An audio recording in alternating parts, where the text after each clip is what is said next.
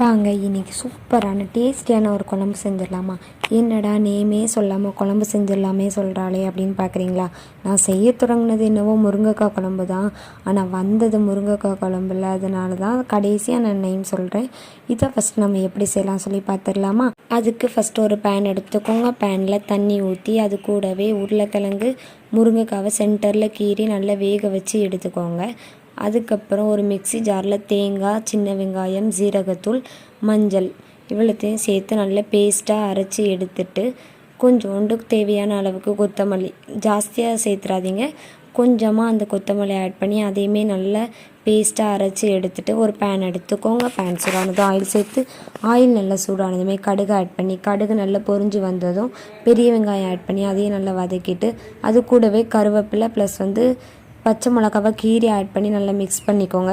நம்ம வேக வச்சுட்டு இருந்தோம் இல்லையா உருளைக்கிழங்கும் முருங்கைக்காவும், அது நல்லா வெந்துட்டான்னு பார்த்துட்டு, வெந்ததுமே தண்ணியோடு ஊற்றாமல் அதை ஃபில்டர் பண்ணி எடுத்துகிட்டு, அந்த நம்ம வதக்கிட்டு இருந்தோம்ல வெங்காயம், அது நல்லா ப்ரௌன் கலரில் வந்ததுமே தக்காளி ஆட் பண்ணி நல்லா மிக்ஸ் பண்ணி விட்டுக்கோங்க.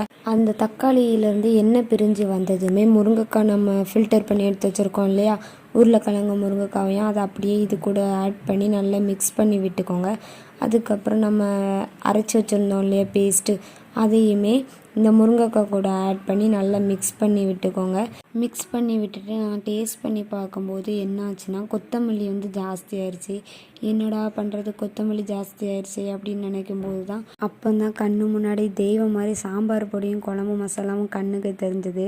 சரி ஓகே அப்படி சொல்லிட்டு அதை மிக்ஸ் பண்ணி பார்க்கலாம் அப்படின்னு சொல்லி சும்மா போட்டு பார்த்தேன். டேஸ்ட்டு சும்மா அல்டிமேட்டாக இருந்தது.